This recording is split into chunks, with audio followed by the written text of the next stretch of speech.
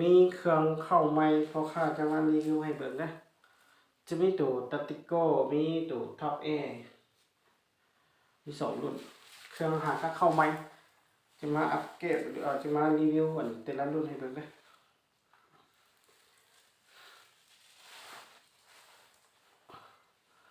ตัวนี้จะเป็นตัติโก้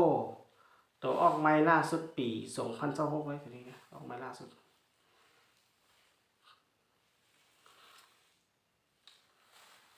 ตัติโก้แต่ว่ากระบอกนี้จะใส่เป็นราว40เซนนะราวสั้นราวเป็นราว40เซน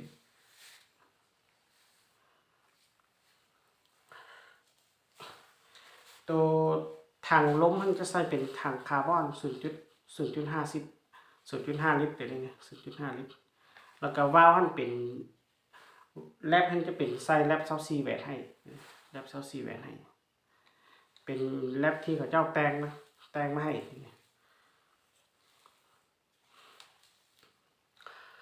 ส่วนกล้องมันจะเป็นกล้อง BSA กล้อง BSA แล้วก็ตัวเรามันจะเป็นเรา ZM8 เราเงา40เซน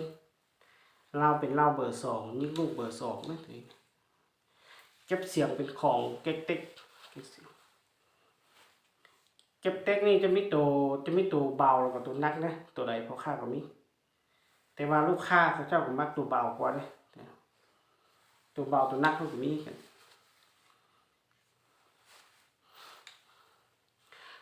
ตัวตัติโก้นี่จะมีแม็กใส่ลูกได้ใส่ได้11ลูกตัวนี้เป็นเรา40เซนสั้นสุดละตัวนี้นะใส่เรา40นี่เวลาเราไปปลามันยังก็ใส่ถุงสบายแล้วก็น้ำหนักบ่หลายน้ำหนักจะลดหลายตัวนี้นะทางไทยนี่ก็สามารถดึงได้แล้วก็พับได้นะดึงได้แล้วก็พับได้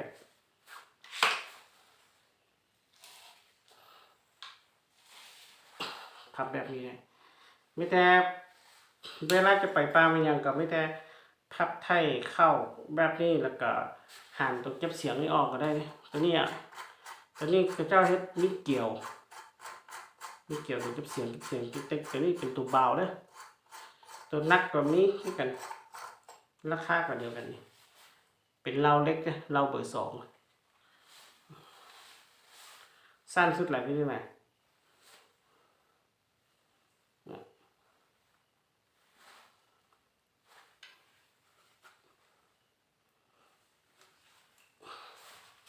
ตัวนี้เป็นรุ่นตัติโก้ใส่ถังคาร์บอนกล้อง BSA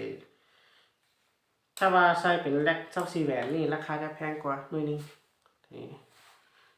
ส่วนเราจะเป็นเรา50หรือเรา40กับราคาเดียวกันนะ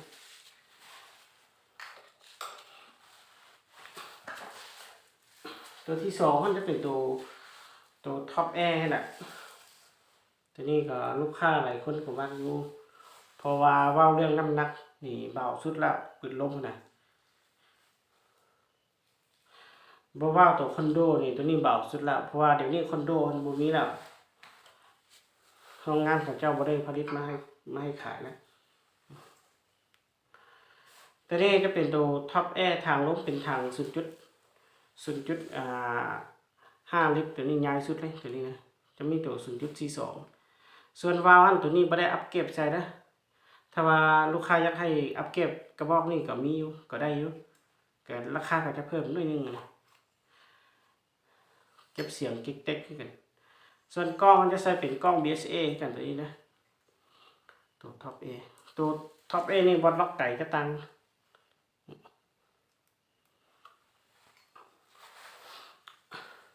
ส่วนเราอันก็จะใส่เป็นเราคือกันเลยเรา ZM8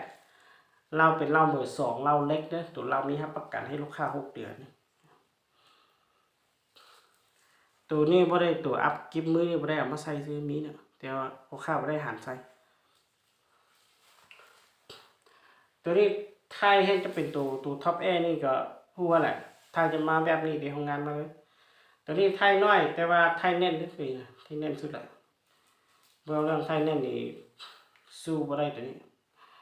ไทยน้อยแต่ว่าไทยแน่นแล้วก็ตัวนี้มันดึงออกมาได้แต่ว่าเฮายับแบบว่าเฮายักทีนี้ก็ขากล้องทีนี้มันยักเข้าออกได้นะ ยัดเขาออกไปแต่นี่มันดึงออกไปได้แต่ว่าก็พับได้เหมือนกันพับได้สบาย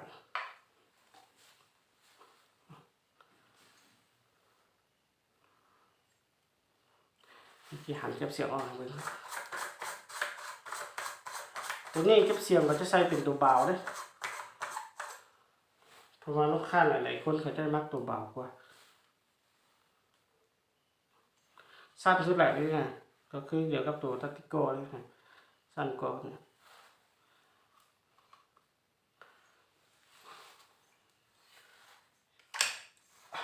ตัวท็อปเอนี่ราคาจะแพงกว่าตัติโก้ได้ราคาจะแพงกว่าเพราะว่าเรื่องน้ำหนักนี่ตัวนี้ยังเบากว่าตัวตัติโก้ที่ตัวท็อปเอ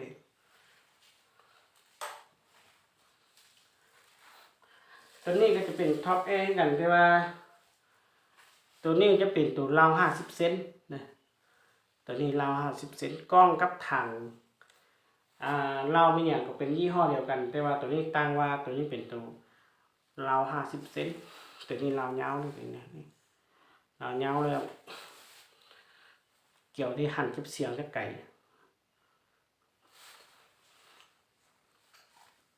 ราคาเดียวกันเนี่ยเรา50หรือว่าเรา40พี่นะ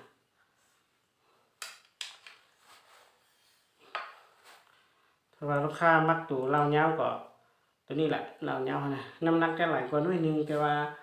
เราเงาหนีว่าเรื่องแม่นไก่จะไก่กว่าได้เลยเนี่ยเพราะว่าเราเป็นเราเงากว่าเรา50 เซนเรากับเราเป็นเราจะกันแป้นกันใส่เป็นเรายี่ห้อเดียวกัน3กระบอกนี้ลูกค้าสนใจอยากได้ตัวท็อปเอตัติโก้เรา50เรา40ก็ไม่แต่เมื่อวานจะเป็นตัว MCK2 เรา50เรา40ก็ติดต่อหาพ่อค้าทางวอทแอปเลยนะเมื่อวานจะเป็นลูกปืนบ่กล้องสู้บ่อะไรมีอย่างก็ติดต่อให้